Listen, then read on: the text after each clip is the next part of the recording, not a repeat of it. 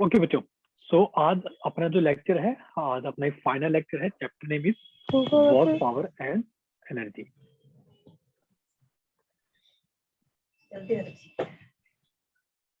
ठीक है बच्चों, आज हम डिस्कस करने वाले हैं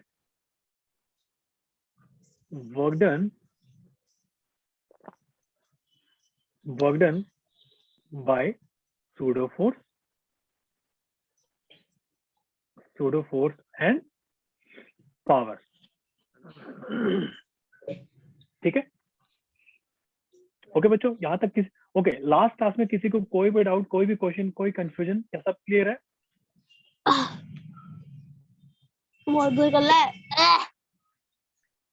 वंदना बेटा, आप एक मिनट बच्चों, अगर आपको जब क्वेश्चन पूछना हो ना तो आप अनम्यूट क्या करो, थोड़ा सा म्यूट रखा करो।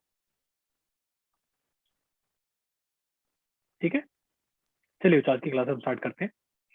बच्चों, अगर आप सबको याद हो तो हमने एक रिलेशन पढ़ा था,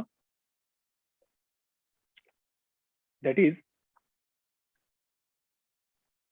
तो relation between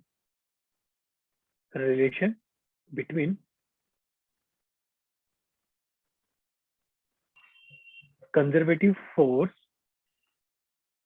and potential energy. बच्चों, आप सबको याद है ना, हमने एक चीज पढ़ी थी, क्या पढ़ी थी हमने? Yes, बच्चों, sir. Good evening, sir. Good evening Sakshi, कहाँ रह गए थे? Sir, आ रहे कहाँ बाहर घूम? चलिए ओके बच्चों, आप सबको याद है, that is work done by any conservative force will be equal to negative of change in potential energy. सबको याद है? Yes, sir. Yes, ठीक है, sir. आपको मैंने कुछ स्टैंडर्ड फॉर्मूले बताए थे, वो आपको बस पता होने चाहिए, बाकी ना सब कुछ बहुत ही सिंपल है। ठीक है, now so we can also write that work done by conservative force, हम इसको ऐसे लिख सकते हैं ना, एफ सी वेक्टर डॉट वेट डॉट एस वेक्टर, ऐसा हम लिख सकते हैं ना, that is equal to change in potential energy. Yes, sir.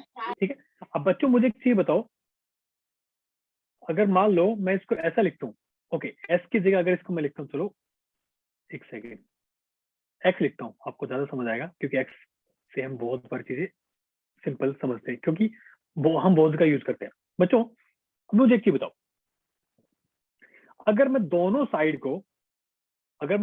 को अगर मैं डिवाइड कर दूं, ठीक है, एक सेकेंड, अगर इसको हम इसकी बजाय अगर हम इसको डेल्टा एक्स लिखे तो, दैट इज नेट डिस्प्लेसमेंट अगर लिखे, और अगर इसको हम ऐसा लिखें, दैट इज इक्वल टू, अगर इसको दोनों तरफ अगर हम डिफरेंशिएट कर दे with respect to delta X, तो हम इसको ऐसे लिख सकते हैं ना? किसी को यहाँ तक कोई दिक्कत? No, sir. I am expecting कि एंगल क्या है दोनों के बीच में? 0 डिग्री एंगल है। नाउ इन केस अगर डेल्टा एक्स बच्चों बहुत ही छोटा है, टेंड्स टू 0 है, बहुत ही छोटा सा है, तो इसको हम ऐसे लिख सकते हैं ना, that this force will be equal to its du by dx, that is its differentiation of potential energy with respect to displacement. यहां तक किस किस को समझ आ गया? सर, हमने यहाँ पर डेल्टा एक्स क्यों लिया है? इसलिए लिया बच्चों, देखो हमें एक डिस्प्लेसमेंट वेक्टर शो करना है, हमें क्या एक डिस्प्लेसमेंट वेक्टर शो करना है। फॉर एग्जांपल, मान लो अगर मैं कोई रेफरेंस लेता हूँ, मान लो मैं आपको एक छोटा एग्जांपल देता हूँ, मान लो मैंने एक रेफरेंस लिया ऐसे, ठीक है, देखो मान लो ये डिस्प्लेसमेंट कितनी है, मान लो एक सेकेंड, ये है x1, ठीक है, और ये x2 है। कोई ऑब्जेक्ट मान लो यहां से यहां पे गया, तो बच्चों ये कितना हो जाएगा? डेल्टा एक्स होगा, नहीं होगा? हमें क्या, हमें तो बच्चों डिस्प्लेसमेंट से मतलब है, हमें क्या डिस्प्लेसमेंट से मतलब है। अगर मान लो अगर आप इसको x भी लिखोगे ना, तो उस टाइम क्या हम क्या कर देंगे, x टेंड्स टू 0, मतलब क्या है, बहुत ही छोटी डिस्प्लेसमेंट, उसको हम ऐसे लिख सकते हैं ना, डिफरेंशिएशन की फॉर्म में। Yes, sir. Yes, sir. भाई देखो, हमें हमें डिस्प्लेसमेंट से मतलब है, आप चाहे डेल्टा एक्स लिखो, डेल्टा एस लिखो, या फिर एस लिखो, ठीक है। मान लो आपने एस लिखा, एस को क्या कर दोगे, एस टेंड्स टू 0, बात तो फिर वही आ गई। तो बाद में फिर D U by D X क्यों लगा? इसलिए बच्चों क्योंकि बहुत ही छोटे डिस्प्लेसमेंट के लिए ना बहुत ही छोटा चेंज होगा पोटेंशियल एनर्जी में। अच्छा क्यों तो छोटे डिस्प्लेसमेंट के लिए पोटेंशियल एनर्जी चेंज ज्यादा होगी कम होगी? फिर कम होगी। सर कम हो भाई डिफरेंशिएशन हम कैसे निकालते थे? ऐसे निकालते थे। सो बच्चों हम इसको क्या लिख सकते हैं? So force will be equal to minus of curly U divide by curly X I minus of del u divided by del y j cap minus of del u by del z k। ये बात किस किस को समझ आ गई?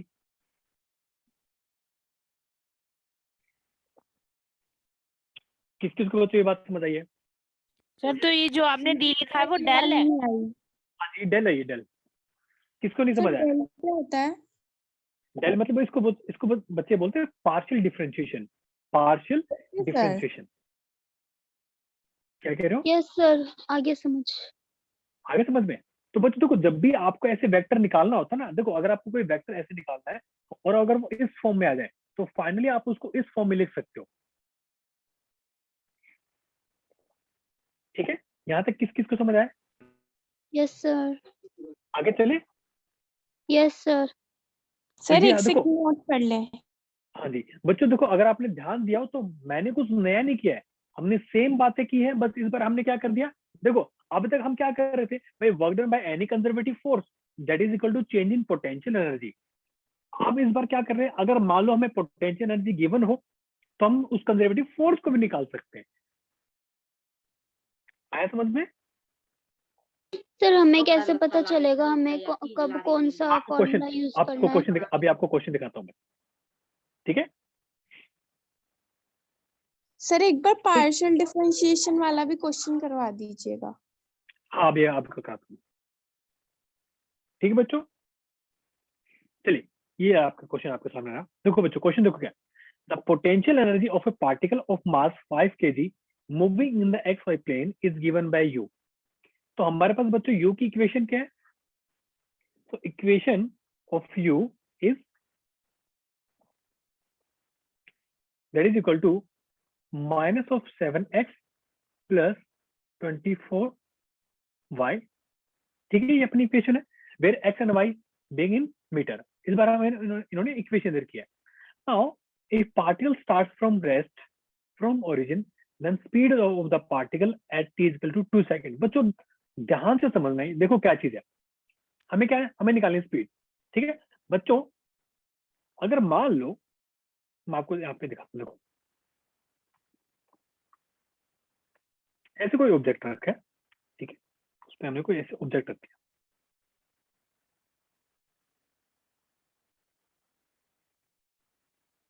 Okay, और इसका मास है 5 kg। अब बच्चों इसकी जो पोटेंशियल एनर्जी है ना, इस मास की जो पोटेंशियल एनर्जी है उसकी इन्होंने इक्वेशन देती है। अब याद करो हमने जस्ट अभी सीखा था, हमने अभी क्या सीखा था, that is force is equal to minus of del U divide by del X I cap minus of del U divide by del Y J cap minus of del U divide by del Z K cap. हमने just अभी सीखा था। अब एक चीज सोच के देखो, if the particle starts from rest from origin, ठीक है, then speed of the particle at t equal to 2 second. बच्चों अगर इसकी स्पीड चेंज हो रही है इसका मतलब इसके पास कोई ना कोई एक्सेलरेशन है। Yes sir. एक्सेलरेशन कहाँ से आती है? फोर्स से। फोर्स हम कहाँ से निकालेंगे? इस इक्वेशन से। चलो पुट करते हैं, देखो तो फोर्स की वैल्यू कितनी आ गई। अब देखो बच्चों पार्शियल डिफरेंशिएट करो इस इक्वेशन को विद रिस्पेक्ट टू एक्स, तो क्या हो जाएगा।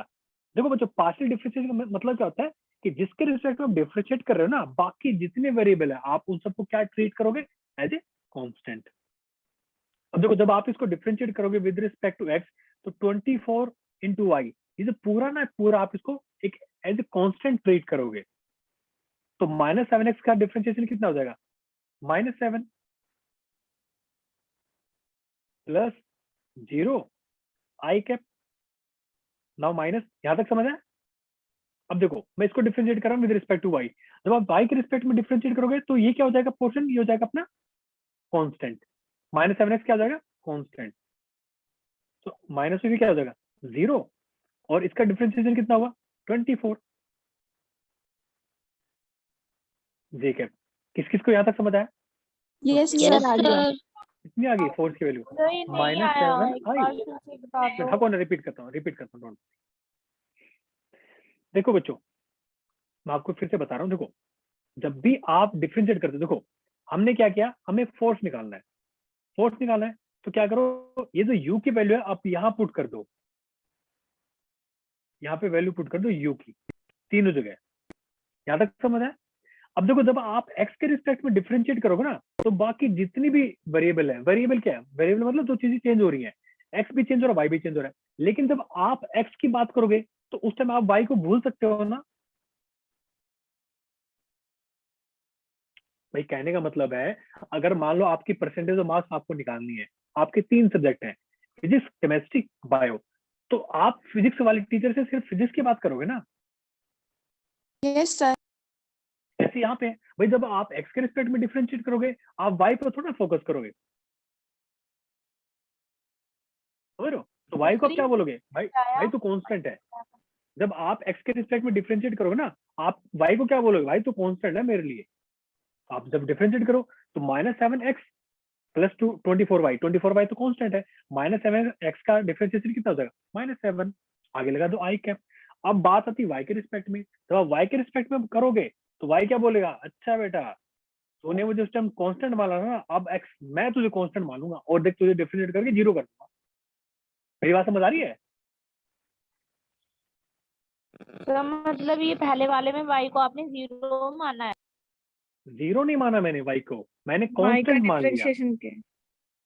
भाई कांस्टेंट का डिफरेंशिएशन कुछ होता नहीं है, क्यों भाई, डिफरेंशिएशन का मतलब क्या है कि चेंज कितना हो रहा है, चेंज तो कुछ हो ही नहीं रहा अगर आपने कांस्टेंट मान लिया तो। भाई 100 की वैल्यू है, आप इसको चेंज कर सकते हो क्या, ये तो उसकी वैल्यू है, ये तो मैग्नीट्यूड, आप इसको चेंज ही नहीं कर सकते। अच्छा ओके सर। ठीक है, देखो बच्चों, अब क्या आ गया अपने पास, ये आ गया अपने पास फोर्स, लेकिन ये तो वेक्टर फॉर्म में। अब एक काम करो, इसका निकालो मैग्नीट्यूड, कितना हो जाएगा, तो √7² प्लस 24², तो आप इसको निकालोगे, इसकी वैल्यू आएगी 25 न्यूटन। अब बच्चों इस पे फोर्स कितना लग रहा है, 25 न्यूटन इस पे फोर्स लग रहा है, 25 अच्छा सर न्यूटन। पहले आपने x के रिस्पेक्ट से डेरिवेशन किया और फिर y के रिस्पेक्ट से। बच्चे डेरिवेशन नहीं किया है, हमने डिफरेंशिएट किया है। ओके अब सर। देखो यहाँ पर z नहीं था तो सर हमने z की जगह कुछ नहीं बिल्कुल करा। सही, जेड के हम कुछ क्या है, जब जेड है तो उसके बारे में बात क्या करें। भाई आप सब नीट पढ़ रहे हो, नीट के प्रिपरेशन कर रहे हो, आप सबको क्या मतलब है, मैथ्स में कुछ है कि नहीं, मैथ्स में क्या सिलेबस है, ऐसे यहाँ पे जेड की वैल्यू है ना, उसके बारे में बात ही क्यों करें आप, समझ रहे हो। Yes now sir. अब देखो इस मास पे फोर्स कितना लग रहा है, 25 न्यूटन, इसकी निकालना है एक्सेलरेशन, एक्सेलरेशन कितनी हो जाएगी, force divide by mass, force कितना है 25 न्यूटन, मास कितना है 5, कितना आ गया 5 मीटर पर सेकंड स्क्वायर। उन्होंने क्या बोली थी कि भाई उसकी बताने आपको वेलोसिटी, कैसे निकालोगे।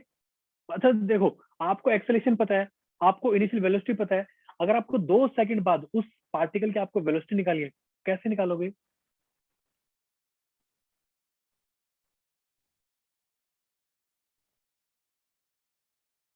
बोलो कैसे निकालोगे, एक्सेलरेशन गिवन है, इनिशियल वेलोसिटी गिवन है, कैसे निकालोगे। सर टाइम पुट करके जैसे डिफरेंशिएट करते हैं उस टाइप से। नहीं बच्चे याद करो, first equation of motion that is v equal to u plus at। भाई देखो जब भी एक्सेलरेशन गिवन हो ना, आपको डिस्प्लेसमेंट निकालनी है, आपको फाइनल वेलोसिटी निकालनी है, हमेशा 3 इक्वेशन ऑफ मोशन ही वही काम आएंगी हमेशा, मोस्ट ऑफ द टाइम। अब देखो यहाँ पे क्या है, इन्होंने क्या बोल रखा है, पार्टिकल स्टार्ट फ्रॉम रेस्ट, मतलब क्या है, इनिशियल वेलोसिटी क्या है 0 है, एक्सेलरेशन कितनी है 5 है, टाइम आफ्टर 2 सेकंड कितना हो जाएगा 2, so velocity will be how much 10 meter per second. Sir ये जो आपने एफ वेक्टर लिखा है, इसके बाद आपने रूट लगाया है, सर ये रूट हाँ जी, हाँ लगाना जी। जरूरी है। बच्चे देखो, आप मैग्नीट्यूड कैसे निकालते हो किसी भी वेक्टर का, देखो मान लो कोई वेक्टर है, मैं यहाँ पे लिख देता हूँ, अगर मान लो कोई वेक्टर मान लो ऐसे है, मान लो एक फोर्स वेक्टर ऐसे है, तो ठीक है, A I cap plus B J cap plus C K cap. कोई भी वेक्टर होता है ना बच्चों, उसका मैग्नीट्यूड कैसे निकालते हैं? A square plus B square plus C square. अगर वो इस फॉर्म में ओके है तो सर। बच्चों बच्चों पुराने वाली चीजें मत भूलो बच्चों, साथ साथ में चीजें रिवाइज करते रहो। फिजिक्स का सिलेबस बहुत सारा, और ये मैं सिर्फ फिजिक्स की बात नहीं कर रहा, हर एक सब्जेक्ट की बात कर रहा हूँ। बच्चों ध्यान रखना, जितना जरूरी नया सिलेबस करना है ना, उतना उससे ज्यादा जरूरी रिवीजन करना है। नीट में रैंक उन्हीं की आती है जो कम से कम अपने सिलेबस को कम से कम, मैं बहुत ही छोटा नंबर बोल रहा हूँ, कम से कम 2 बार रिवाइज करके जाते हैं। रिवीजन बहुत जरूरी है, ध्यान रखना इस बात को। आगे चले, यस सर। ठीक है? सर 1 मिनट चलिए बच्चों, प्रीवियस स्लाइड दिखा दो। हाँ जी हाँ जी। सर जब आप करवा रहे हो सब सर तब तो सब समझ आ रहा है, बट सर जब खुद करते हैं सर हो नहीं पाते। हाँ तो कोई बात बच्चों, उसका सॉल्यूशन क्या है? अगर आपको साइकिल चलानी नहीं आती, आप जब साइकिल चलाने सीखोगे, गिरोगे, चोट भी लगेगी। यहाँ पे चोट क्या लगती है? कोई आंसर नहीं आता, फिर ट्राई करोगे, फिर चोट लगेगी, लेकिन धीरे धीरे क्या होगा? हो जाएगा। बच्चों देखो, हार्ड वर्क के अलावा कोई सोल्यूशन नहीं है। मैं आपको चीजें दिखा सकता हूँ, समझा सकता हूँ, आपको समझ भी आ जाएंगी, लेकिन आपको क्या है, आपको खुद भी ट्राई करना पड़ेगा, आपको कोशिश करनी पड़ेगी। और सबसे पहली बात तो ये है कि उस क्वेश्चन को देख के खुद को, देखो बच्चों ध्यान रखो, कोई भी इंसान किसी से झूठ बोल सकता है, लेकिन खुद से बात करो कि मैं जो क्वेश्चन सॉल्व कर रहा हूँ या कर रही हूँ, क्या ये क्वेश्चन मुझे समझ आया है? ट्रस्ट मी, जब मैं 11th में 12th में था ना, मुझे भी अगर ये क्वेश्चन आप मुझे देते ना, मुझे फर्स्ट टाइम में समझ नहीं आता ये बोल क्या रहा है। अब तो मैं खटखट कर लेता हूँ, क्यों? क्योंकि मैंने इतने साल मेहनत की है। समझे बच्चों? तो हर एक चीज का ना मीनिंग समझने की कोशिश करो, इसका मीनिंग क्या है। भाई इन्होंने क्या बोला कि पार्टिकल रेस्ट से स्टार्ट हुआ था, उस टाइम उसकी वेलोसिटी बताओ 2 सेकंड। अब आप खुद सोच के देखो, वेलोसिटी चेंज होगी, इसका मतलब एक्सेलेरेशन है। एक्सेलेरेशन है तो इसका मतलब उसको कोई फोर्स लगा रहा है, और फोर्स और पोटेंशियल एनर्जी का हमने जस्ट अभी रिलेशन पढ़ा है। हमने पहले फोर्स निकाला, फोर्स निकल गया किसी ऑब्जेक्ट पे तो उसकी एक्सेलेरेशन निकल जाएगी। एक्सेलेरेशन निकल गई तो first equation of motion use करके हम ये कर लेंगे। यहाँ तक सबको समझ आया? Yes sir. चलिए बच्चों आगे चलते हैं। देखो बच्चों, नाउ मैं फिर से रिपीट कर रहा हूं बच्चों, वर्क एनर्जी थ्योरम। देखो बच्चों, अगर आपको याद हो, वर्क एनर्जी थ्योरम क्या थी बच्चों? Work done by all the forces is equal to change in kinetic energy. ये बच्चों बस प्लीज ये मत भूलना, ठीक यस है? सर याद है।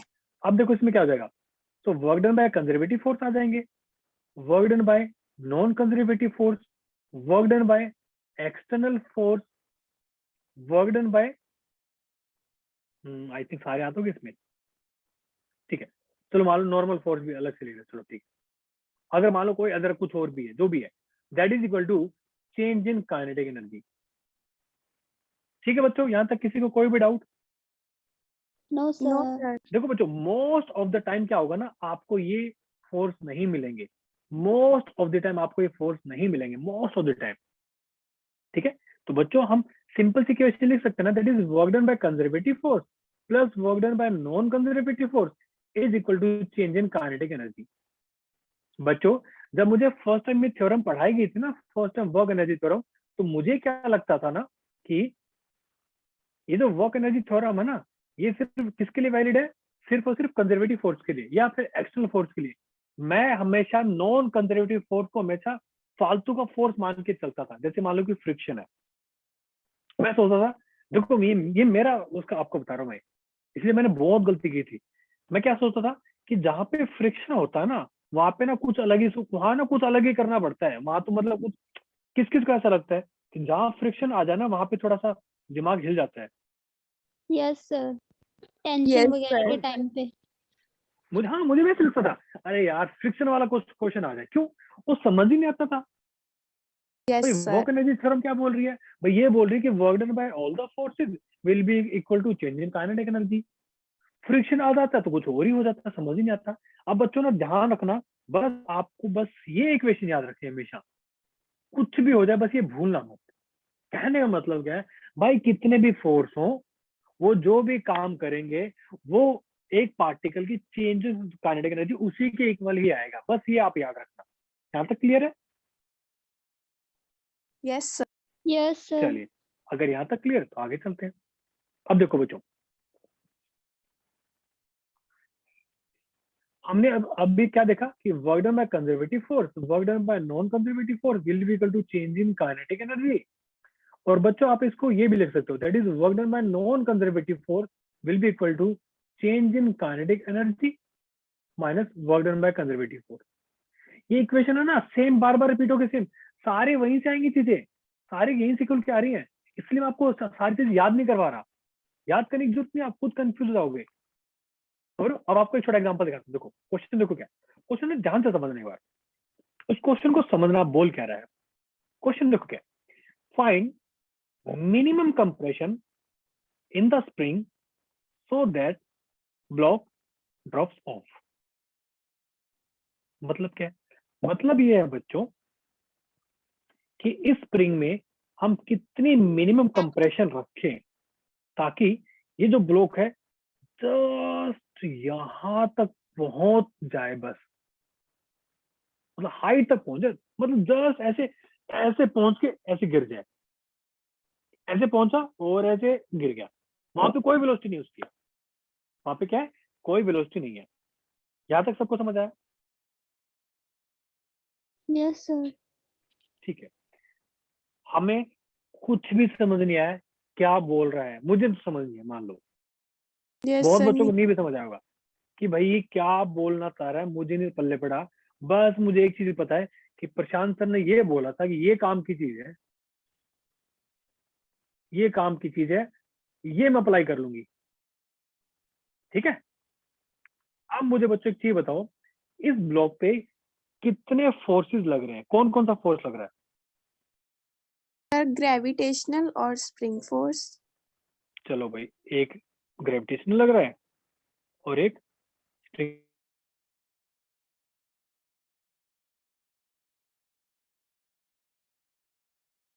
और बताओ क्या लग रहा है? Normal force.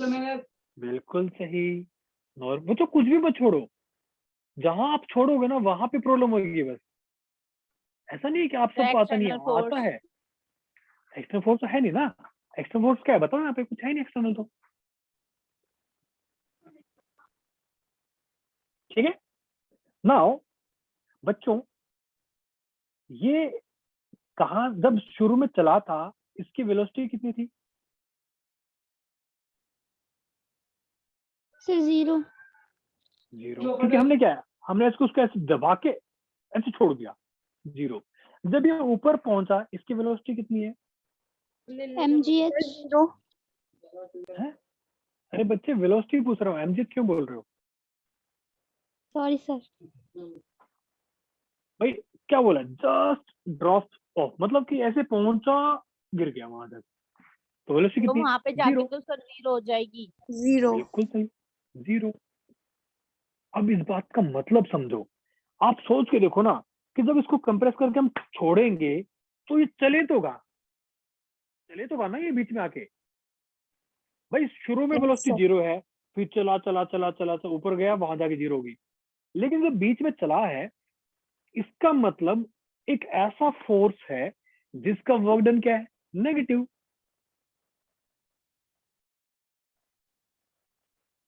मैं आपको ना वैसे फिजिकल समझाने की कोशिश कर रहा हूँ। देखो एक काम करते, तो इसको पहले इक्वेशन से करते हैं।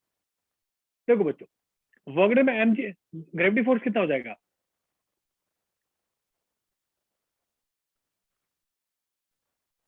माइनस एमजीएच होगा नहीं होगा?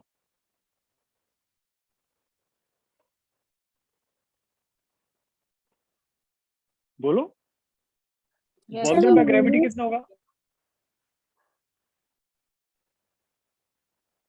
बच्चों वर्क डन बाय ग्रेविटी कितना होगा? सर इसको ये नहीं mg। समझ आया? माइनस एमजीएच होगा ना, क्यों? फोर्स कहाँ लग रहा है? नीचे। भाई यहाँ क्या है, ये जा तो ऊपर रहा है, भाई यहाँ तक पहुंच गया ये, लेकिन फोर्स तो नीचे लग रहा था ना, इसकी डिस्प्लेसमेंट हो गई यस ऊपर की सर। तरफ, माइनस एमजीएच। अब ना थोड़ा बच्चों, अब ना थोड़ा फील करना स्टार्ट कर दो कि भाई फोर्स नीचे लग रहा है, जा ऊपर रहा है, हमें तो फाइनल डिस्प्लेसमेंट देखनी है कितनी है, h mg।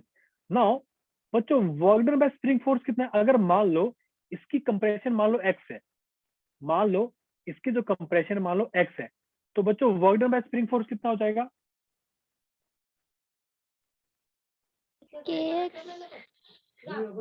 Half kx square, kx तो फोर्स होता ना। Yes sir. याद है कि सर नहीं ये वाला समझ में नहीं आया। बच्चों? Work done by spring force का फॉर्मूला क्या था? Minus k by 2 x F square minus x I square. Yes sir. ठीक है, एक्स एफ फाइनल क्या हो जाएगी? 0। इनिशियल कितनी थी? हमने x मान रखी थी। Yes sir.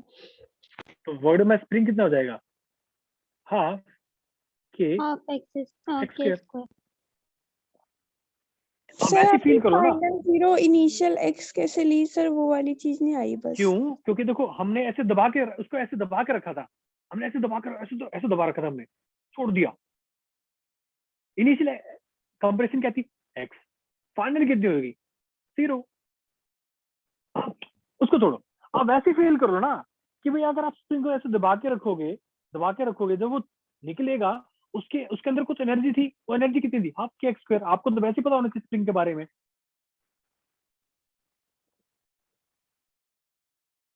यस मेरी बात सर। समझ आ रही है सबको? ठीक है, yes sir. Half k x square. Work done by normal force क्या जाएगा? 0। क्यों? देखो नॉर्मल फोर्स और हमेशा डिस्प्लेसमेंट की डायरेक्शन क्या रहेगी? 90 डिग्री पे। तो अगर मान लो अपना ब्लॉक अगर यहाँ बीच में ऐसे आ गया मान लो, तो उसका नॉर्मल फोर्स ऐसे लग रहा है, डिस्प्लेसमेंट ऐसे हो रही है, एंगल यस कितना? 90 sir. Degree, which is equal to 0। देखो आ गया ना नेगेटिव एक, आप खुद देख लो, एक नेगेटिव वर्क डन आ गया ना, तो यहाँ से एक्स की वैल्यू कितनी आ जाएगी? mg by k। एक्स की वैल्यू कितनी होगी? Under root twice of mgh by k। आप वैसे भी फील करके निकाल सकते थे, सोच के देखो। जितनी एनर्जी एनर्जी हमने के के अंदर दबा कर उसके अंदर स्प्रिंग के अंदर दबा के रखी है, वहां पे 0 है। ऊपर गया ऊपर गया ऊपर गया, वहां भी 0 हो गई। मतलब एक वर्क डन तो नेगेटिव आएगा ना। फील करके देखो यस आप। Sir.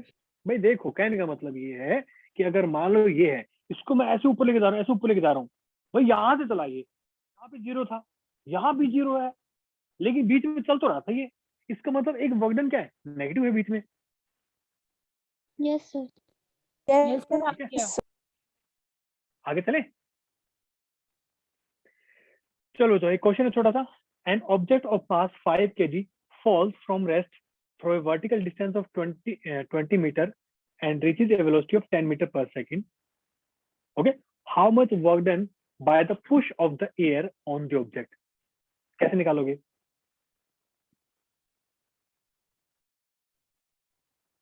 Question is, an object of mass 5 kg falls from rest through a vertical distance of 20 meter and reaches a velocity of 10 meter per second.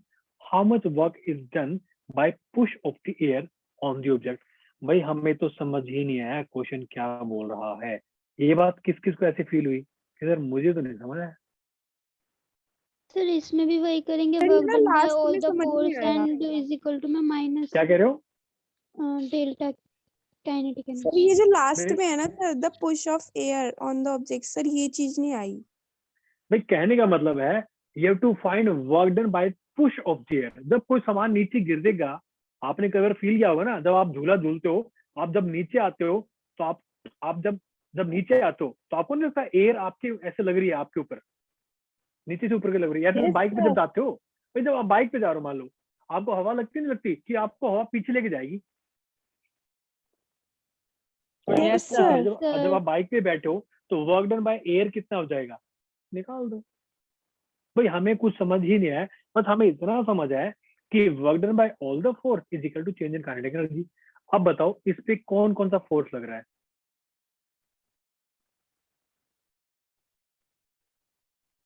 Sir एक तो gravitational लग रहा है। ठीक है, दूसरा सर नॉर्मल भी लग रहा है। है, नॉर्मल कहाँ लग रहा है?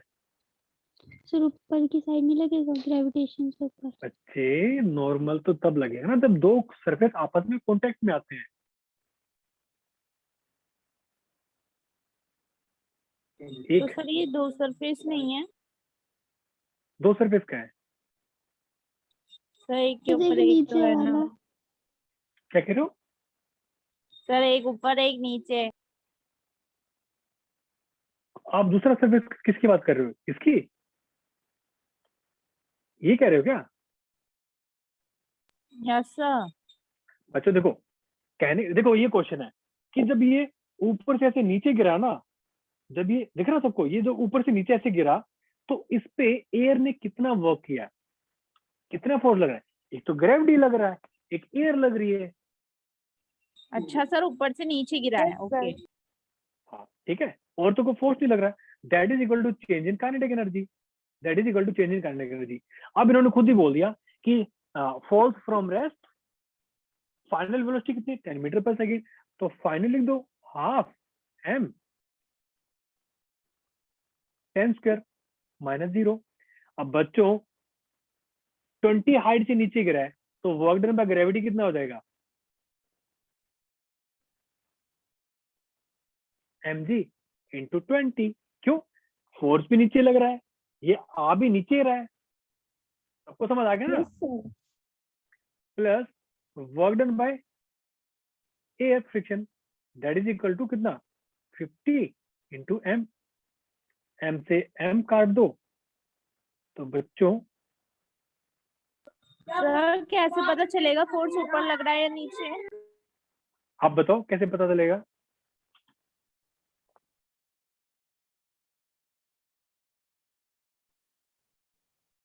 सर आप बता दो।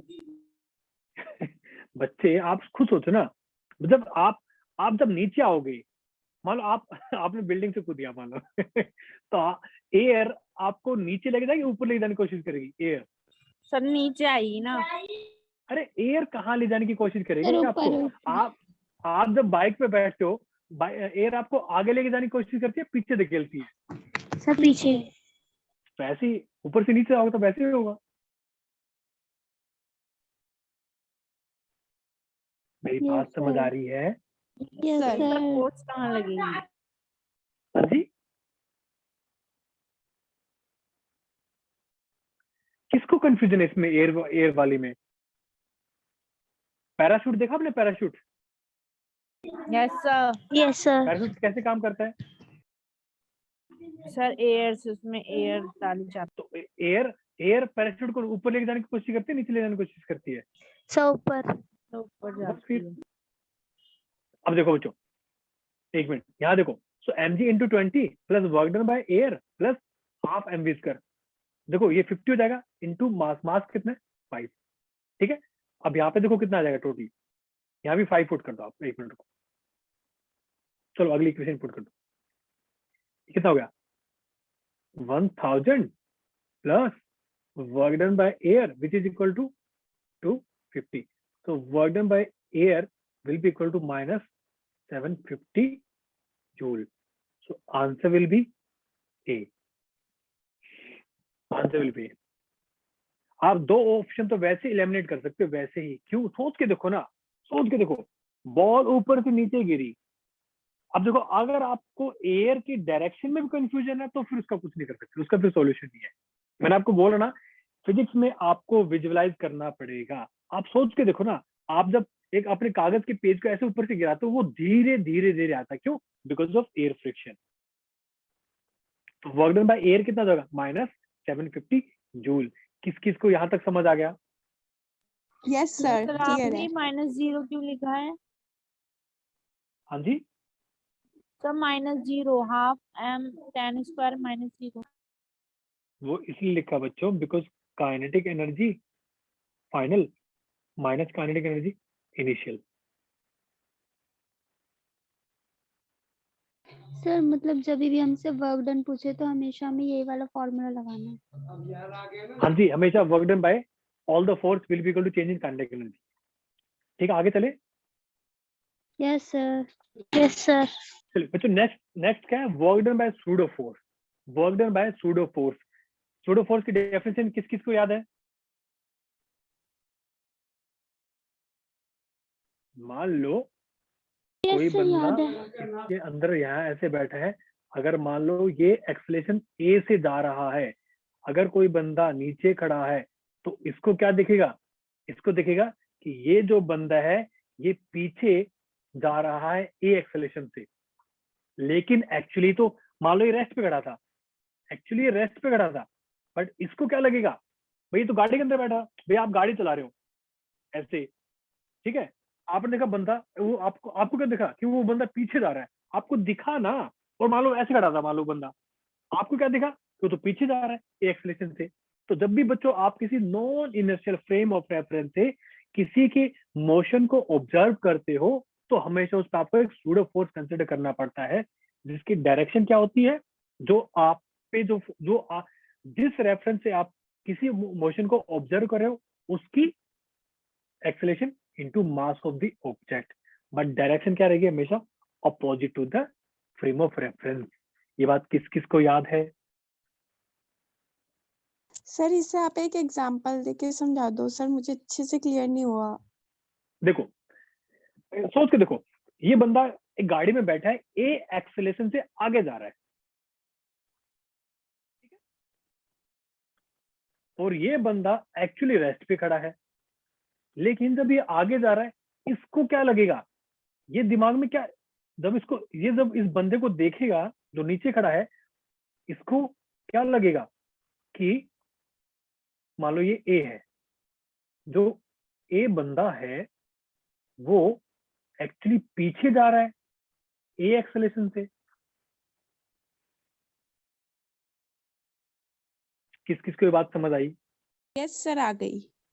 भाई आप सबने देखा है ना, जब आप रोड पे चलते हो, आप किसी गाड़ी में बैठे होते हो, जब आप किसी गाड़ी को, मान लो एक बंदा किसी बस का ऐसे बैठ के वेट कर रहा है बस स्टैंड पे, आप गाड़ी के अंदर जा रहे थे, आपने बाहर देखा तो आपकी गाड़ी आगे जा रही है, बट अगर आप खुद को रेस्ट पे मान लो तो आप उस पर ये मान सकते हो ना कि वो बंदा पीछे जा रहा है ए एक्सेलरेशन से।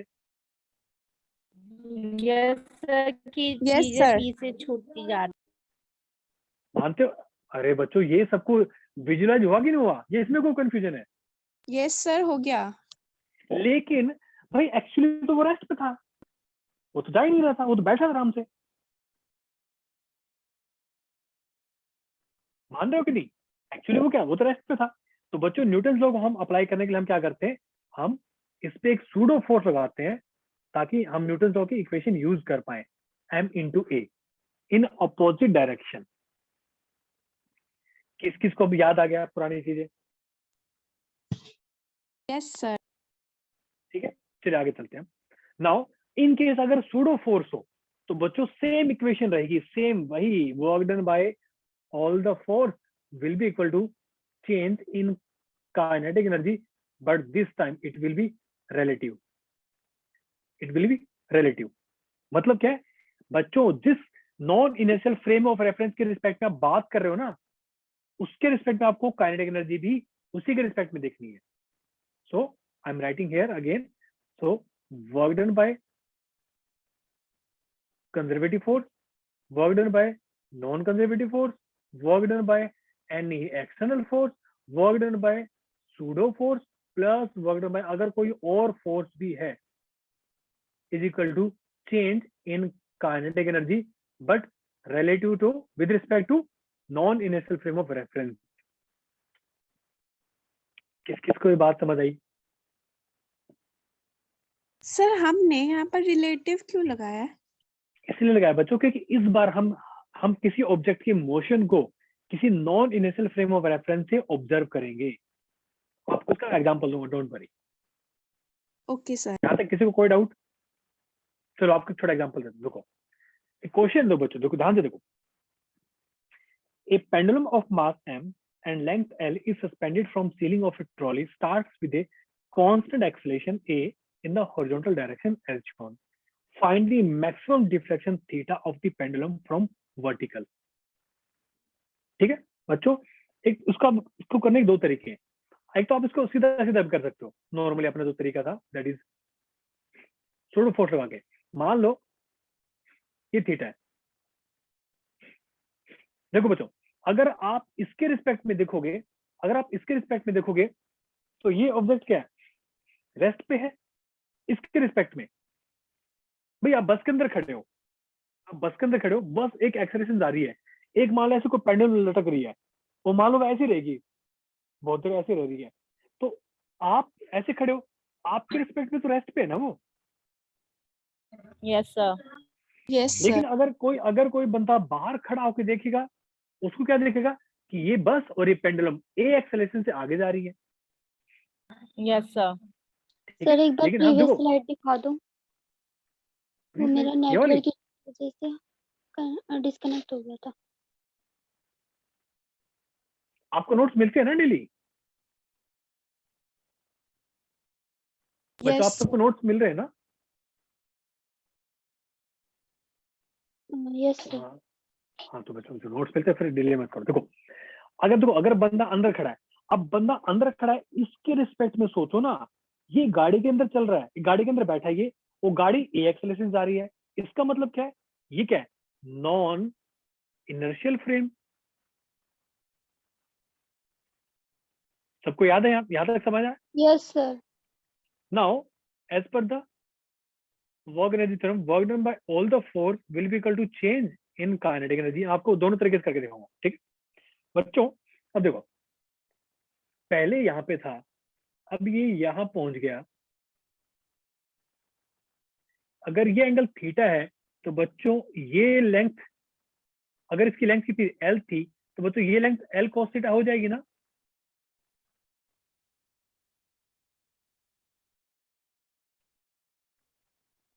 यस और सर। ये लेंथ एल sin थीटा हो जाएगी। Yes sir. है समझ में? तो बच्चों ये लेंथ कितनी हो जाएगी, ये L minus L cos theta हो जाएगी ना। Yes sir. Yes sir. Now work done by all the force will be equal to change in kinetic energy.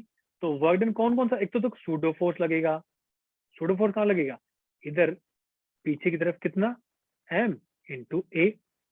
Work done by pseudo force plus work done by tension force plus work done by gravity force.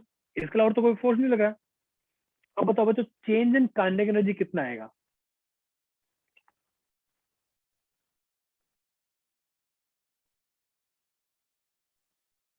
Sir final minus initial. बिल्कुल सही। तो final कितनी है kinetic energy?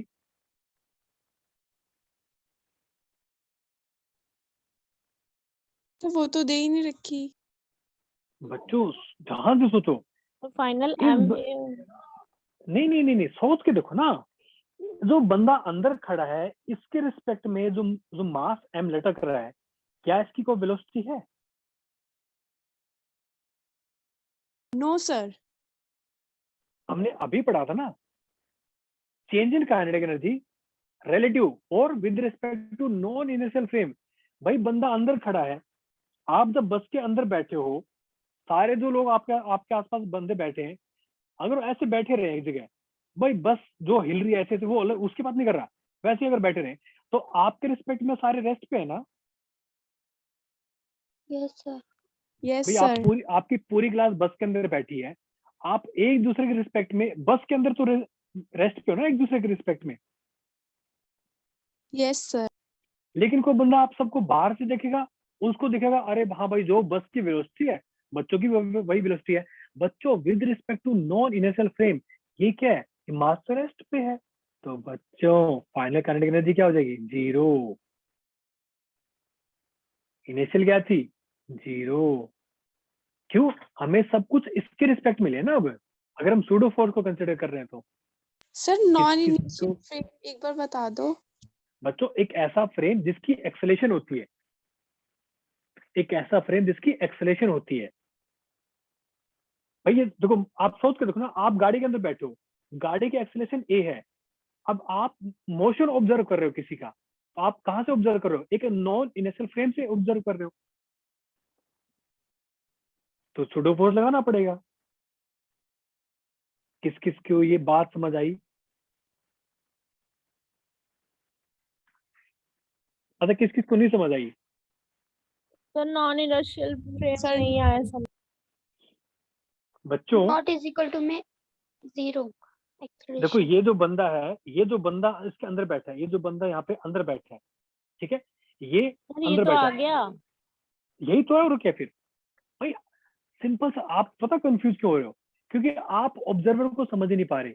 Observer कहाँ बैठा है, बस वो देखो। आप देखो ना, ऑब्जर्वर इसकी गाड़ी के अंदर बैठा है और खुद भी एक्सेलेरेशन अच्छा ए से चल रहा है। सर अगर ऑब्जर्वर अंदर से या बाहर से देख रहा है तभी भी उसको नॉन इनर्शियल कहेंगे? नहीं, अगर मान लो कोई बंदा बाहर खड़ा है, वो इस मोशन को ऑब्जर्व कर रहा है, भाई ये तो रेस्ट पे ना, ठीक है, इनर्शियल फ्रेम है। सूडो फोर्स कब लगता है? जब आप किसी ऑब्जेक्ट के मोशन को ऑब्जर्व करते हो, बट किसी, अच्छा एक चीज बताओ, मान लो एक छोटा एग्जांपल लेता हूँ। मान लो अगर ये गाड़ी, अगर इसकी एक्सीलरेशन अगर 0 होती, तो इस बंदे को क्या ये पीछे जाता हुआ दिखता क्या? No sir. बस फिर अब आया समझ में? भाई अगर इसकी अगर एक्सीलरेशन होती ही नहीं, तो उसके पीछे ज्यादा नहीं दिखता ये। मेरी बात समझ आ रही सबको? Yes sir.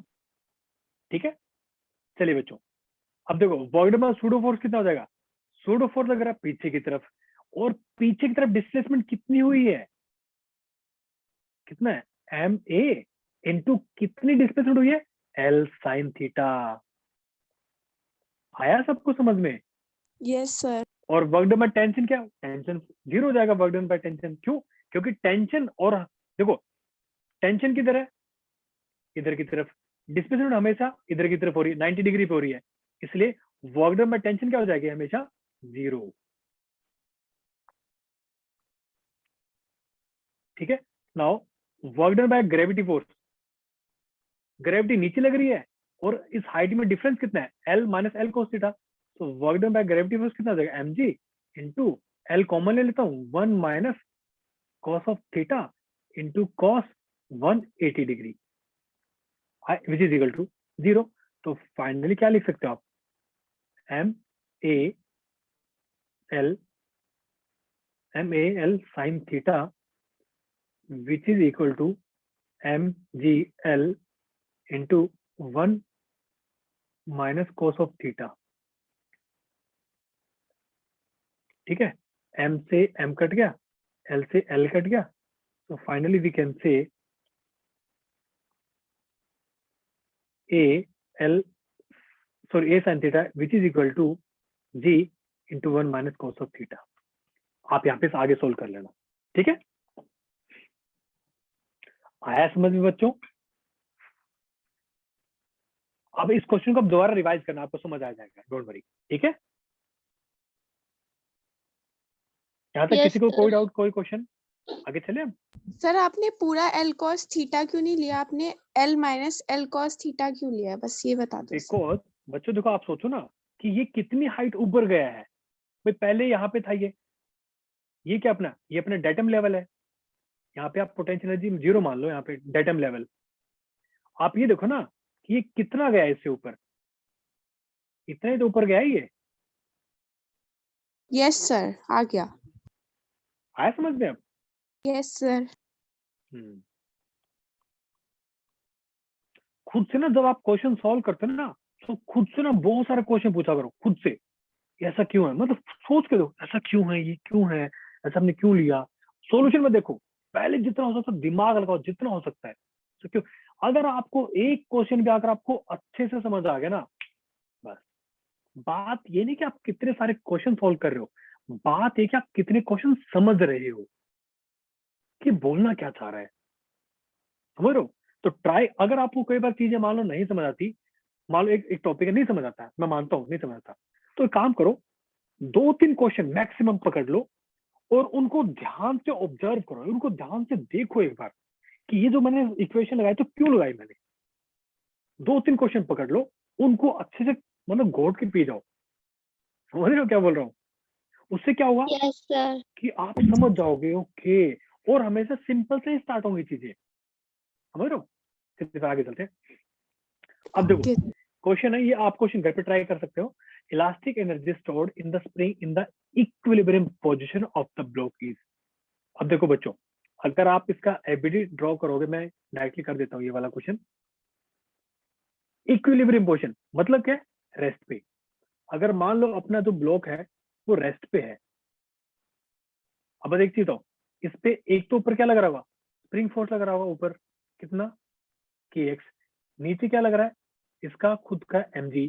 और बच्चों अगर मान लो कोई बंदा यहाँ खड़ा है, अंदर खड़ा है, अब देखो ये a naught acceleration that is equal to g से ऊपर जा रहा है, तो इसके रिस्पेक्ट में तो ये मास रेस्ट पे है ना, इस बंदे के रिस्पेक्ट में। समझ रहे हो? Yes yes sir. इस पे लगा दो नीचे क्या? M a naught pseudo force. बस यहां से निकाल लो k x is equal to M g plus m a naught. और हमें क्या निकालनी है? हमें इलास्टिक एनर्जी स्टोर्ड। क्या होती है इलास्टिक एनर्जी स्टोर्ड?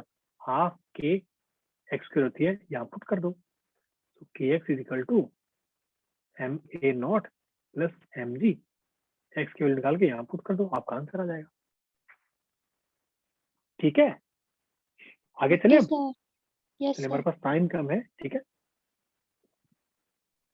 चलो बच्चों, नेक्स्ट टॉपिक है पावर। पावर मींस, देखो बच्चों एक छोटा एग्जांपल देता हूँ, हम पावर क्यों पढ़ रहे हैं। बच्चों मान लो एक ऑब्जेक्ट है, आपने यहाँ से यहाँ मूव कर, ठीक है, यहाँ से यहाँ मूव कर दिया एस डिस्टेंस में, कितने टाइम में? 1 घंटे में। ठीक है, सेम काम आपने क्या किया? एस डिस्टेंस आपने मूव कर दिया ऑब्जेक्ट को, ये कर दिया आपने 1 मिनट में मूव कर दिया। तो बच्चों अगर आप अगर फोर्स मान लो सेम था, फोर्स मान लो सेम था, आप धीरे धीरे लेके जा रहे थे, तो बच्चों अगर फोर्स सेम था दोनों ही केस में, तो बच्चों वर्क डन तो क्या हो जाएगा? वर्क डन तो सेम हो जाएगा। अगर दोनों केस में फोर्स सेम था तो वर्क डन कितना? वर्क डन क्या होता है? एफ इंटू एस, यही होता ना। Yes sir. वर्क डन तो दोनों केस में सेम है। एक ने 1 घंटे में किया है, एक ने 1 मिनट में किया है।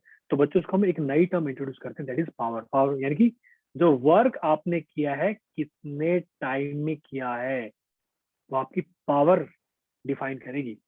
So rate of doing work, काम तो कर रहे हो बट कितने टाइम में कर रहे हो। किस किस को ये बात समझ आई?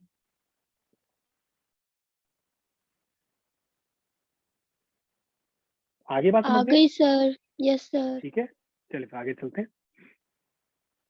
ठीक है, सिमिलरली बच्चों अगर मान लो कोई अपना कांस्टेंट फोर्स है, हमने तो हमने हमें क्या पता भी, that is work done is equal to F dot S, हमें पता है। ठीक है, सर, And- पावर में सिर्फ हम टाइम देखते हैं। हाँ जी, पावर इज इक्वल टू ये। मान लो अगर डेल्टा टी बहुत ही छोटा है, टेंड्स टू 0, हमें इसको लिख सकते हैं ना, power is equal to d डब्ल्यू बाई डी टी लिख सकते हैं ना। That is yes work done क्या है? F dot S divide by D t. Differentiate कर दो। फोर्स क्या है यहाँ पे? फोर्स हमने कांस्टेंट मान रखा है, फोर्स इज कांस्टेंट, तो क्या हो जाएगा? F dot v. Therefore power is equal to, it's a dot product of force and velocity vector. किस किस की बात समझ आ गई? सर एक बार प्रीवियस स्लाइड दिखाना। बच्चों आपको नोट्स मिल जाएंगे ना, आप उसकी क्यों टेंशन ले रहे हो? आपको नोट्स सबको मिलते हैं ना वैसे। Yes sir. तो बच्चों देखो फिर ऐसे डिले मत करो, हमारे पास वैसे टाइम कम नहीं है। सर, इसमें वर्क डन अगर हम करेंगे तो उस टाइम पे हाँ तो फोर्स इनटू में डिस्प्लेसमेंट होगा, डॉट प्रोडक्ट निकालेंगे। और अगर हाँ, हम पावर को देखते हैं तो उसमें हम मतलब टाइम कैलकुलेट फोर्स इनटू करते हैं। वेलोसिटी, फोर्स इनटू वेलोसिटी हम डिफरेंशिएट करेंगे ना विद रिस्पेक्ट टू टाइम। ठीक है, सर आपने लास्ट में क्या करा? ये फोर्स तो कांस्टेंट ले ली, उसके बाद ds बाई dt। हाँ इसको अपने ये अपने डिस्प्लेसमेंट है ना, डिस्प्लेसमेंट, डिफरेंशिएशन डिस्प्लेसमेंट क्या होता है? वेलोसिटी। अच्छा यस सर। पुराना वाला सब भूल रहे हो? नहीं सर, वो ठीक है, चलिए बच्चे इस पे क्वेश्चन करते हैं। क्वेश्चन देखो क्या बच्चों, चलिए क्वेश्चन करने से पहले आपको एक चीज और बता देता हूँ। देखो तो बेसिकली हम एक बात बोल सकते हैं क्या, कि work done is equal to d डब्ल्यू बाई डी टी। ठीक है, यहाँ तक किसी को कोई भी डाउट? No sir. ठीक नो है, सर। तो बच्चों देखो आपको क्या करना है, आपको में से ये चेक करना है। देखो हमें पता है कि work done by all the force क्या होता है, change in kinetic energy, yes sir. यही है ना। देखो ये वाला कॉन्सेप्ट हम यहाँ यूज करेंगे। देखो बच्चों क्वेश्चन क्या है, a machine gun fire 60 bullets per minute with a velocity of 700 meter per second. If each bullet has a mass of 50 gram, find the power developed by the gun. Option A, B, C, D. देखो बच्चों, power is equal to dW by dt. 60 bullets है कितने में, 1 minute. Therefore एक bullet, sorry एक काम करो, इसको ऐसे लिखो,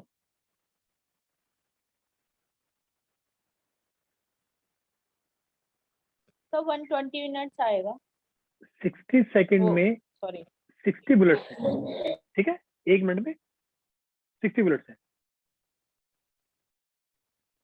तो एक सेकंड में कितनी बुलेट हो जाएंगी, एक। 1 यस सर। ठीक है, अब हमें क्या निकाली, पावर डेवलप्ड। बच्चों एक चीज बताओ, जो जो जो बुलेट्स हैं उनको जो वेलोसिटी मिल रही है किसकी वजह से मिल रही है, कौन दे रहा है, सर गन। गन दे रही है, गन दे रही है। अब देखो हम यहां लिखे power is equal to d डब्ल्यू बाई डी टी, तो जो वर्क डन गन कर रही है वही तो चेंज हो रही है, किसमें हो रही है, चेंज इन काइनेटिक एनर्जी, यही तो है ना बच्चों। Work done by all the force is equal to change in kinetic energy. तो यहाँ पे एक ही फोर्स लग रहा है गन पे, कौन सा, gun work done fire. By only gun.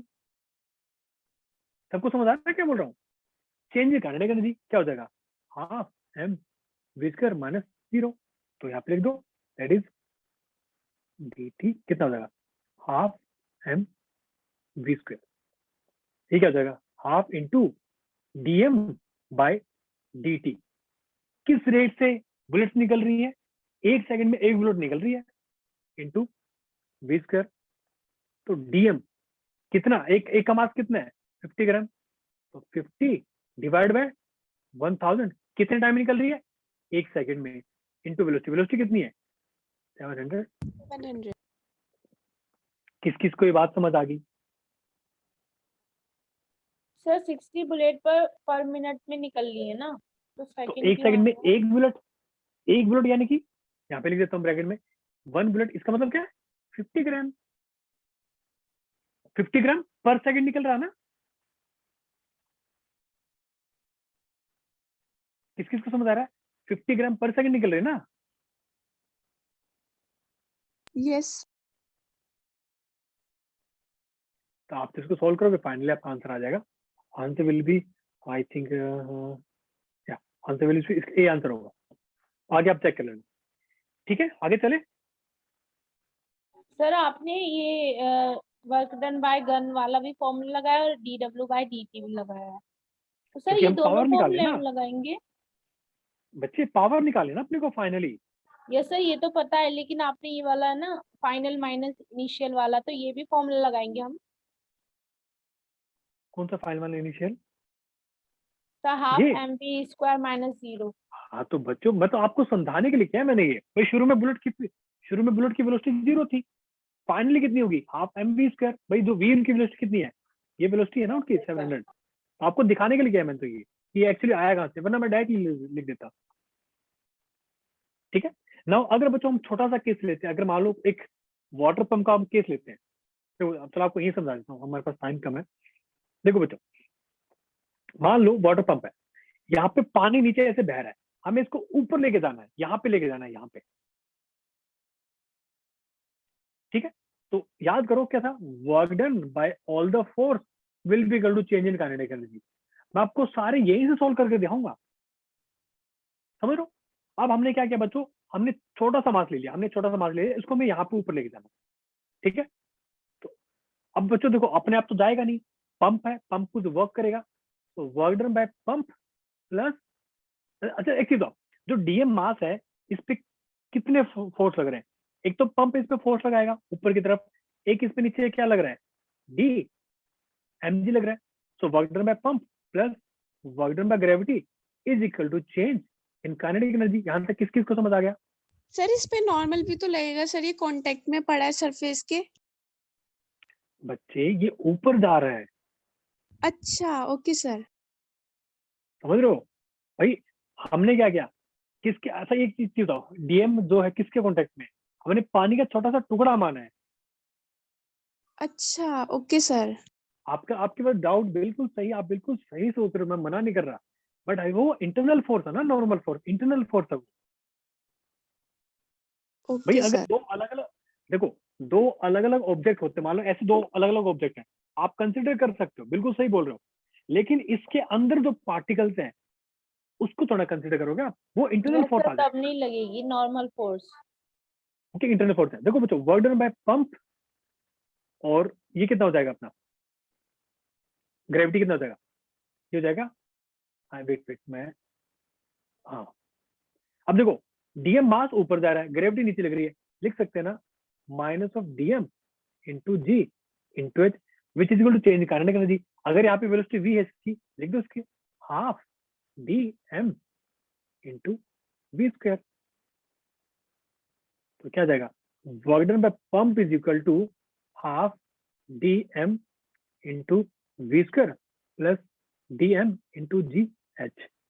तो फाइनल पे इक्वेशन क्या आ गई, work done by pump is equal to half D m into we square plus d m into g into h. किस किस को यहाँ तक समझ आ गया? यस सर आ गया। सर वैसे बस, हम अगर मान आपको सकते हैं, तो वैसे हम मान सकते हैं कि फोर्स डायरेक्टली प्रोपोर्शनल है ग्रेविटी के। नहीं, वो सिर्फ ग्रेविटेशनल फोर्स के लिए ना बच्चे, तो पावर क्या हो जाएगी, D W P divide by D T. ये क्या हो जाएगा, आप लिख दो यहाँ पे, तो D M by D T into में G H plus half D M by D T into we square. यहाँ तक सबको समझ आ गया क्या? Yes sir. यस ठीक है सर। बच्चों, आपने इसको वैसे ही सोच के देखो कि जो मास है ये ऊपर गया, उस पर वेलोसिटी भी है, तो काम किसने किया होगा? आप वैसे सोच के देखो एक बार, इक्वेशन भूल जाओ, वैसे सोच के देखो, पानी है हमने ऊपर भेज दिया, उसकी वेलोसिटी भी है, समझ रहे हो? तो किसने काम किया होगा, पंप ने। आप डायरेक्टली भी लिख सकते हो ये सब इक्वेशन, आप अगर फिजिकली समझ जाओ ना, आप डायरेक्टली लिख सकते हो।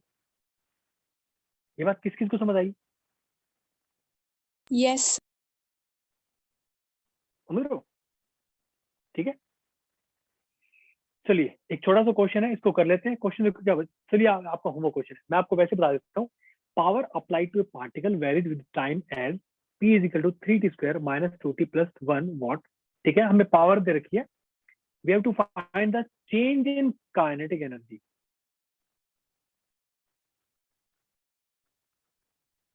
वैसे तो खैर हमने अभी इसके बारे में पढ़ा है कि पावर इज इक्वल टू क्या होता है, half m d M by D t, okay, into क्या हो जाएगा, v square plus d M by D T into g into h. ठीक है, ओके। लेकिन आप इसको वैसे भी निकाल सकते हो, कैसे निकालोगे भाई, हमें पता है पावर क्या होती है, डी डब्ल्यू बाई डी टी होती है। पहले वर्क डन निकाल लो, क्या जाएगा, पी डी टी, दोनों को इंटीग्रेट कर दो, इसको आप इंटीग्रेट कर दोगे, डी डब्ल्यू आ जाएगा, वहां से क्या आ जाएगा अपना चेंज निकालने का, क्योंकि क्यों, क्योंकि work done by all the force किसके इक्वल होता है, चेंज इन काइनेटिक एनर्जी। किस किस को समझ आ गया?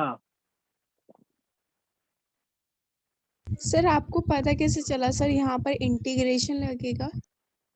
मुझे नहीं पता चला, मुझे इक्वेशन याद है, पावर की इक्वेशन गिवन है। Yes sir. पावर क्या होती है, डी डब्ल्यू बाई डी टी। अगर अगर ये बोलते ना कि चेंज इन काइनेटिक एनर्जी निकालो, मुझे कुछ नहीं पता, बट मुझे इतना पता कि पावर किसके इक्वल होती है, चेंज सॉरी डी डब्ल्यू बाई डी टी होती है, it's rate of doing work.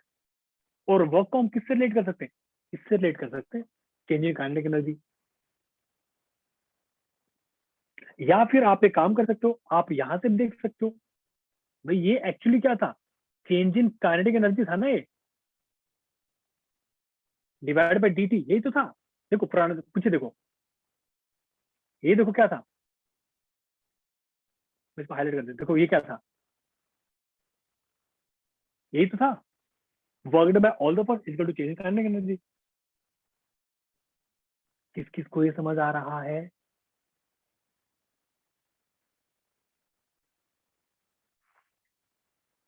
अच्छा, किस किस को नहीं समझ आया? सर आपने हाफ mv स्क्वायर करके फॉर्मूला लगाया, फिर प्लस के बाद प्लस लगा के आपने dm बाई dt लिखा है, और ये आपने हाँ कहाँ से जी, लिखा सर? यस सर, ये चीज मुझे भी नहीं आई सर। चलो आपको बताता हूँ मैं, एक मिनट। सर ये आपने कहाँ से लिख दिया सर?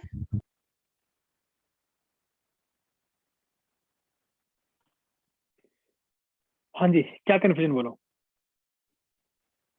देखो एक काम करो, मुझे तो ये कंफ्यूजन है सर, ये आपने पी वाला फॉर्मूला ऊपर वाला कैसे लिखा सर? रुको रुको, इसको एक काम करो, इसको भूल जाओ, ऐसा कुछ भूल जाओ। ये कर सकते हो, हाँ जी सर। बस यहाँ से निकालो, work done is equal to integration of P d t. Integrate कर लोगे, सिंपल सी इक्वेशन है। Work done all the force क्या होती है? चेंज इन काइनेटिक एनर्जी, बस लिख दो डायरेक्टली। आप तो कर सकते हो, यस सर। बस ऐसे ही करना होता है। ऐसे गलती करोगे, ऐसे सीखोगे, बस समझ जाओ। कई बार जो चीज नहीं समझ आ रही ना, जो आता है वो लिख लो एक बार, मुझे तो ये आता है। चलो एक काम करो, हम पहले वर्ड निकाल लेते हैं। देखो मान लो कि किसी को क्वेश्चन समझ नहीं आया, एक काम करता हूँ, मैं वर्ड निकाल लेता हूँ। मैंने वर्ड निकाल लिया, अब क्या करूँ? निकालनी तो काइनेटिक एनर्जी है, फिर याद करो वर्क एनर्जी थ्योरम। सोचो कि वर्क डन और kinetic energy, change in kinetic energy कैसे रिलेटेड होती है। ऐसे निकलेंगे चीजें धीरे धीरे। आ रही मेरी बात समझ में? Yes sir. चलिए बच्चों, आज का टाइम हो गया है, जल्दी से आपको मैंने फॉर्म सबको भेजा है, जल्दी से फिलअप करके अपना अटेंडेंस लगाओ, अपना फीडबैक दो जल्दी से, fast fast on priority basis. Sir class I hope इतनी इट्स क्लियर नाउ। जल्दी हो गई? क्या कह रहे हो? सर क्लास इतनी जल्दी ओवर भी हो गई? आज लगता है तो तुम्हें पूरा समझ आ गया, इसलिए ऐसी ऐसी बातें कर रही हो तुम।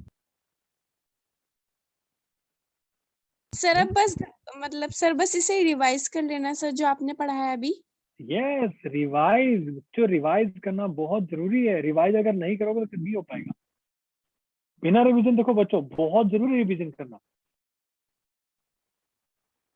सर मतलब जो आपने आज टॉपिक पढ़ाया है बस उसके क्वेश्चंस कर लो। हाँ हाँ, बस और क्या, इतना देखो, इतना करोगे आपको जो दिमाग है डाइजेस्ट कर पाए।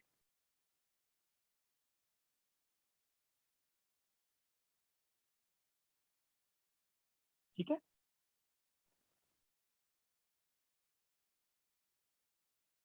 अच्छा एक चीज और, किस किस को हल्की फुल्की फील आ रही है फिजिक्स में, कि सर देखो समझ तो नहीं आ रहा इतना, बट लग रहा है कि कुछ कुछ तो हो रहा है दिमाग में। यस सर, विजुअलाइज करके ज्यादा अच्छे से समझ आ रहा है सर। वही है, और कोई तरीका नहीं है। मैंने आपको बोला ना, अगर आप फिजिकली कोई इक्वेशन समझोगे ना, देखो समझो बच्चों, बहुत ही सिंपल है फिजिक्स में, मैं मजाक नहीं कर रहा, बहुत ही सिंपल है। आपको अपने दिमाग को थोड़ा हिलाना पड़ेगा बस। जल्दी से चीज मत मानो ना, खुद से पूछो, एक बार सोच के देखो, यार ये क्या बोलना क्या चाह रहा है, समझ लो। उसके बाद इक्वेशन को समझो। देखो मैंने आपको बोला, मैं आपको एक चीज दिखाता हूँ, आपको एक चीज दिखाता हूँ, एक छोटा आपको एग्जाम्पल देता हूँ। देखो कहाँ गई अपनी, हम्म, हम्म, ये वाला क्वेश्चन था। अब इसके बारे में ना सोचो एक बार, कि कितना कंप्रेशन हो कि ये जो ब्लॉक है वहां पहुंच जाए, ऊपर पहुंच जाए, समझ रहे हो? आप सोच के देखो यहाँ पे क्या क्या चीजें हैं। भाई जो स्प्रिंग एनर्जी देगा मास को, वो एनर्जी कहाँ कहाँ कन्वर्ट हो रही है, आप ध्यान से देखो, आपको समझ आएगा। सिर्फ वो ग्रेविटी के अगेंस्ट जा रही है बस, और यहाँ कुछ है नहीं लगा, और कुछ लग ही नहीं रहा, फ्रिक्शन तो यहाँ पे है ही नहीं। मेरी बात समझ आ रही है? Yes sir. आपका एग्जांपल देता हूँ, देखो ठीक है, आपको थोड़ा एग्जांपल देता हूँ। मान लो, आई नो थोड़ी क्लास लंबी हो रही है, बट मैं आपको समझा देता हूँ चीज।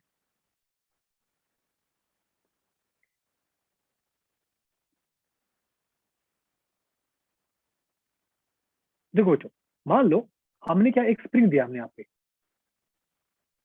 और हमने एक मास को ऐसे कंप्रेस करके छोड़ा, और हमने क्या किया, हमने यहाँ पे बच्चों फ्रिक्शन भी लगा दिया, हमने यहाँ पे फ्रिक्शन लगा दिया। इसकी लेंथ मान लो डी है, म्यू फ्रिक्शन है, ठीक। अब देखो ध्यान से देखना, अब सेम वही कंडीशन है, ये जो मास है ना, ये यहाँ जाके फिर से लुढ़क जाएगा नीचे, फिर से ऐसे नीचे गिर जाएगा। ये मान लो एक्स था, हमने एक्स निकाला, फाइंड एक्स, फाइंड एक्स, ठीक है। सेम वही इक्वेशन लगेगी, क्या, work done by all the force which is equal to change in kinetic energy. मैं चलो यहाँ लिखता हूँ, work done by all the force which is equal to change in kinetic energy. कौन कौन से फोर्स लग रहे हैं? एक तो क्या, फ्रिक्शन फोर्स है, उसकी कितनी हो जाएगी, हाफ के एक्स स्क्वायर हो जाएगी। ग्रेविटी है, कितना होगा, माइनस mg होगा। इस बार फ्रिक्शन भी तो लग रहा है, लिखो yes F sir. into d which is equal to 0 minus 0.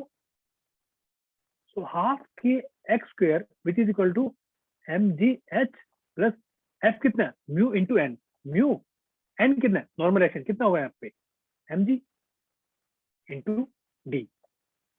अब आप ना इस इक्वेशन को ध्यान से देखो एक बार, इसको समझो एक बार, कि जो एनर्जी स्प्रिंग दे रहा है, जो एनर्जी स्प्रिंग दे रहा है मास को, वो कहाँ कहाँ खर्च हो रही है। एक तो उसको फ्रिक्शन वाले एरिया को पार करना है, एक इसको ऊपर हाइट पे भी चढ़ना है। तो जितनी स्प्रिंग की एनर्जी थी सारी की सारी यहाँ खर्च हो रही है। अभी तो फाइनल वेलोसिटी 0 है ना। फिजिकली थोड़ा सोचो, फिजिकली एक बार, भाई हाँ, आप किसी गाड़ी को धक्का लगा के छोड़ोगे और आप किसी इंक्लाइन पे छोड़ोगे और वो जस्ट पहुंच रही है। तो यहाँ देखो, यहाँ क्या था भाई, जो एनर्जी, एक सेकेंड, जो एनर्जी स्प्रिंग दे रहा था वो कहाँ कहाँ खर्च हो रही है, चेक करो खर्च कहाँ हो रही है। एक कंसेप्ट देखो, एक कंसेप्ट एक और भी होता है इसमें वर्क एनर्जी थ्योरम में, कि okay Sakshi you can leave, okay. एक कंसेप्ट ये भी होता है कि एनर्जी का सोर्स कहाँ पे है, वो एनर्जी को खा कौन रहा है। यहाँ पे एनर्जी का सोर्स क्या था, स्प्रिंग, खा कौन कौन रहा है, फ्रिक्शन खा रहा है और एमजी खा रहा है। ठीक है, चलो कोई ना, क्लास लंबी हो जाएगी बेटा। आई होप आपको चीजें समझ आई होंगी, ठीक है। चलो बच्चों, now let's meet in next